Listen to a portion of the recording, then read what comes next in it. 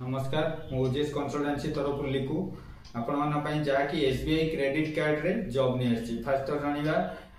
SBI credit card जहाँकि एटा आरी पोस्ट रोची Cuttack Bhubaneswar location any location रे वैकेंसी रोची काम इथरे कोन रहइबो ना जेहेतु हमर आरी पोस्ट रोची मिनिमम +2 क्वालिफिकेशन थिबा दरकार किबा 10th नले आईटीआई थिबो से पिला माने ए जॉब करि परिबे बॉयज एंड गर्ल्स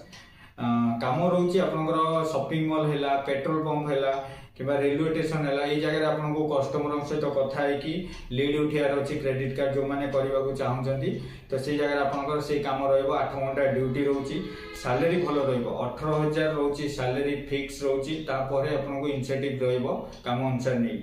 तो जे पिला माने कटक भुवनेश्वर लोकेशन करिया चाहे मिनिमम पैन कार्ड आधार कार्ड +2 करिथिबा दरकार नले 10th पास किबा आईटीआई थिबो से पिला माने ए जॉब टी निज एरिया रे करि परिबे कटक भुवनेश्वर रे तरे रहिबा खाइबा आपनकर रहइबो